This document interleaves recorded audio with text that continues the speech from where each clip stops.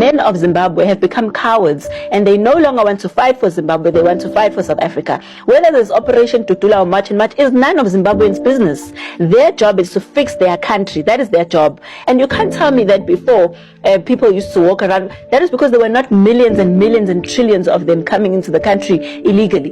Now Zimbabweans, every minute someone in Zimbabwe has a problem, the solution is to come to South Africa. What kind of solution is that? Who's staying behind in Zimbabwe? Who's fixing that country? Their ancestors are calling them now to go home, and we are helping them to go back home. That's what we're doing. We are helping their ancestors, and their ancestors are helping us to take them back home. Zimbabwe is not a province of South Africa.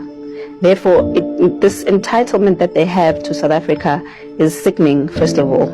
We just have to make that clear, because the more our government keeps nursing Zimbabweans and making them feel like they have some rights in this country is the reason why they feel that they have bigger rights than South Africans. It makes them invasive, it makes them intrusive, it makes them entitled. Corruption in South Africa has nothing to do with Zimbabweans. Zimbabweans at the moment should be fighting Nangwangwe, who's going for another term in his country and their country. But you'll never hear them talk about that. You'll hear them talking about South Africa and corruption in South Africa and problems in South Africa and immigrating in South Africa and being incorporated in and integrated into South Africa.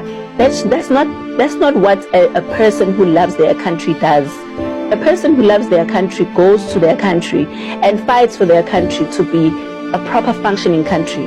South Africans died in millions for this country to be standing here today. Now that was not a death in vain for Zimbabweans to come and walk in and have a free pass to this country. It was for South Africans to enjoy their country where they had been told there are places that they're not able to go to as black people.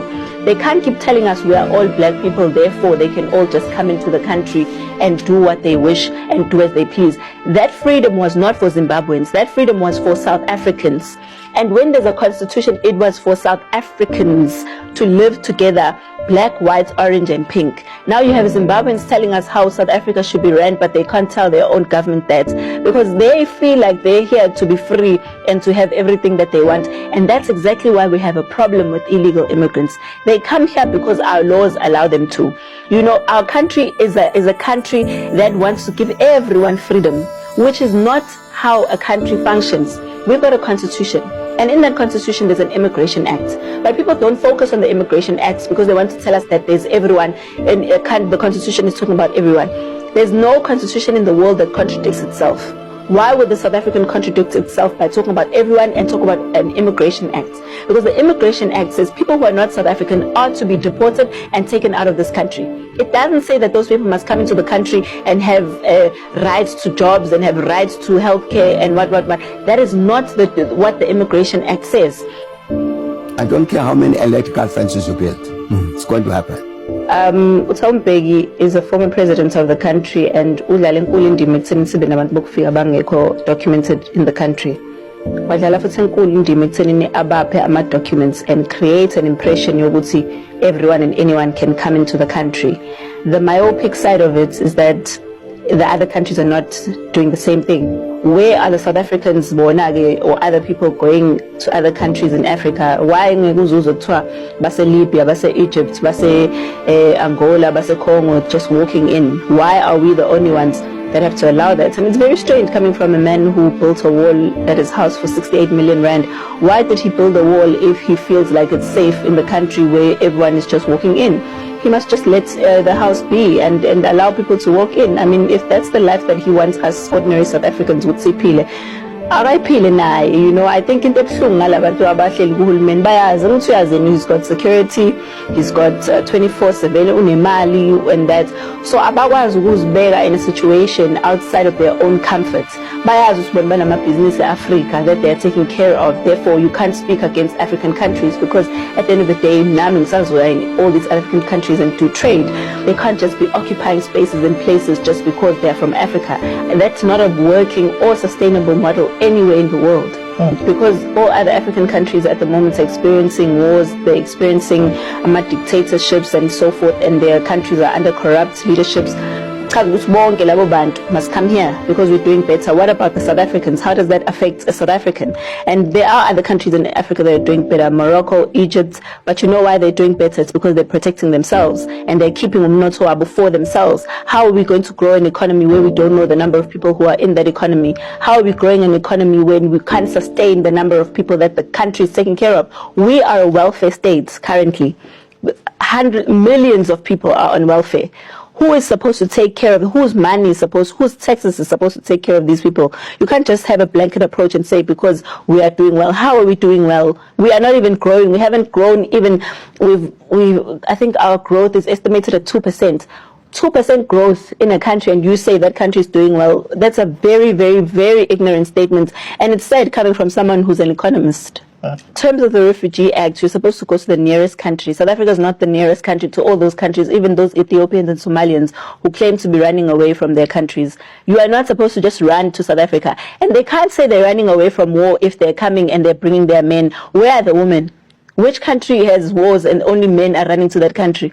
Because we're seeing an influx of Ethiopians and Somalians who claim to be refugees, and they're coming from way out of this country, crossing several countries that they can go and make home to their home if they are refugees. Why are they all coming to South Africa? Why are refugees setting up businesses in this country? What does the Refugee Act say for them to have tuck shops and want to have mafia groups and so forth? Now we've got spazza shop mafias being run by Ethiopians and Somalians who claim to be refugees who are men. What kind of refugees are here terrorizing the locals who want to open spazza shops? Those are not refugees, those are criminals. And every time we South Africans make a call about this, we are told that people have problems in their country. If they have problems in their country, you can't make South Africa a solution to countries having problems. South Africa is a country that has to take care of its own problems. South Africa is a country that currently has the highest unemployment rate in the world. You can't say because 50,000 people in Congo or wherever are having problems with their government, we become the home to those people. Where are these people going to be living? That's where we have squatter camps and informal settlements. Where they're going to school, those same schools that our children are not getting spots in. Where are they going to be getting healthcare? In those same hospitals where our grannies now have to wait for hours and hours in queues and sleep on beds and sleep on the floor instead of sleeping on beds and giving birth every 5 minutes. We can't have a system that allows refugees to just come. Everyone can be a refugee in this country. We are not a country that has enough resources to take care of its own people. How are we now extending an olive branch to everyone in the world to say come in, limited to 10,000 people? Why are we the only country where there's an unlimited number of refugees that can just walk in? Will we have a future for this country? Where are our children going to go to? If they can't open a spazza shop because it's run by Ethiopians, they can't go to Point Road because it's owned by Nigerians, you can't get a certain building because it's owned by Somalians, you can't do a certain thing because those jobs belong to people from Congo. What kind of country functions that way? Sanmuran guys, welcome to Abahambe TV, where we sort out the issues of illegal immigration and the lawlessness that's happening in South Africa. Anyway, as you heard Jacinta there in that video, very heart touching. Whatever she said there, man, it's 100% true. Zimbabweans, you guys, especially Amachita, you guys are cowards. You guys are cowards because you guys are running here, all of you. The whole 90 million, I don't know how many you are from Zim, but everybody's here in South Africa. No one's fixing your country. So guys, you have to decide what is it that you want for your country. Are you going to continue being cowards? Because if you are going to continue in the manner that you're continuing, Zimbabwe is going to fall far than where it is right now. You need people that are willing to die for the country. South Africans were willing to die for their country. Doesn't matter what frontline states and whatever, wherever they went, they didn't go in millions. They went there in a few thousands just to recoup, get some energy, strategize, do whatever needs to be done in the background so that the guys on the ground can fight for their country. Some of them came back, some of them didn't come back. Some of them were arrested in your countries, so-called Zimbabwe, Botswana, and they never came back. Some of them died over there. And you guys are here telling us, Uti, hey, this and that, hey, this and that. So it's not going to work for you guys. All you need to do is step up to the fight and stop running. Stop displacing your children. Stop displacing your women. Because nothing's going to change out there. As long as you guys don't change, nothing's going to change. South Africans, they fought for this country, guys. They fought tooth and nail. Black South Africans, colored South Africans, Indian South Africans, and some white South Africans. They were fighting, guys, to get this country to where it is right now. We still have a lot of Africans, apartheid Boers that are in there in Orania or whatever. But what I can say is, F them, man. If they still want to be racist, F them. But at least we are free. We are not free economically, but we are free. You can go wherever you want, whenever you want. So you guys coming from outside just want to come here and inherit all that our forefathers have worked for and died for, by the way. So guys, let me not go too much into the politics. Let's hear what the comments are saying in that video. What he says, we are helping their ancestors and their ancestors are helping us. Teamwork. Yeah, man. Londiwe says, you spoke so profoundly, mama. Entle says, if this isn't making us South Africans emotional, angry, even it means we are naive, ignorant, and hate our country. And then the replies came in, said, I tear up you. My sister, I'm so emotional after seeing this. You know what? If we must stand that the landlords are serious, it was going to be easy. I'm so emotional right now. I struggled to even watch until the end. True, on that's moments our government ufuna kuze kuliwe, and will blame us not protecting us. And then Percy says, Mfethu, you are speaking the hearts of many South Africans. Our government has sold us to the highest bidder. One day at a time, we will reclaim our country. And thank you for opening the door for an epic revolution. Linda says, the speech is very powerful. Msomi says, yo, Jacinta, you're something else. Liesel van Wyk says, as a Namibian, seeing this lady fight for her country is something that one really see.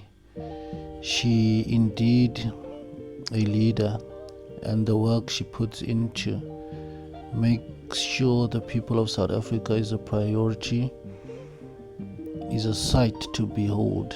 May God continuously give her the strength to fight for what's right. May the favor of the Lord always be upon her. She's a powerhouse, and South Africans should really be proud of her and the work she does. Zamani says, my respect for this lady is renewed. Every time I see her talking, it's like I'm experiencing her for the first time. All the time. May she continue to have such strength and wisdom. Advocate Klengiwe says, I listened to this over and over again. Well articulated. Yeah, well articulated indeed. She said a mouthful over here in this interview. Like, Jacinta, she was on fire, guys. You know someone who's on fire? She was on fire. She was hot. She was blazing. So, I don't know. I hope that video gets to all the zais and all the jollof rice, so they can actually just wake up from their sleep, because they are really sleeping here in this country, claiming to work, do something, and all they're doing just bringing illegalities here, doing all the illegal nonsense you can find. Nancy says this lady should be in parliament and hopefully to be president one day. She's spreading facts that our leaders are turning a blind eye to. Viva Jacinta Zinhle Ngobese, viva. Pet says, I just took off my shirt because this is too hot. You spoke to us diligently. Pindi says, how do I like this video a million times? And then Kaya says, she cooked. She cooked, man. She cooked hectically. JD says, a beautiful soul with brains, a proud South African who has the best interests of our country at heart. Your words are so profound and true. May God protect you in your fight for South Africa. We stand behind you 100%. You guys, I think that's enough now. Like, this video probably is like 1,600 comments, so I can't go through all the comments. I've done my best so far. 8 minutes and still counting. So yeah, man, guys, Zimbabweans, Malawians, Nigerians, wake up, guys, wake up. All you guys are doing is just displacing your children and your women. Go and fight. Stop selling 5 rand clothes here in Jozi and tomatoes and potatoes, whilst you guys are coming from rich mineral countries, letting those crooks steal it from you. Those old crooks steal from you. You guys, thank you for subscribing to the channel, and if you haven't like and subscribe, share. Yeah, let's get this channel somewhere, guys. Let's get this channel somewhere. I'll continue giving you the hot news, the hot stuff daily if I can. Yeah, when I'm free I'll make a video. Whenever I'm free I'll make a video. So yeah, guys, please like, please subscribe, and please share. Comment in the comment section. Asibonge. Thank you. Abahambe TV. Asibonge.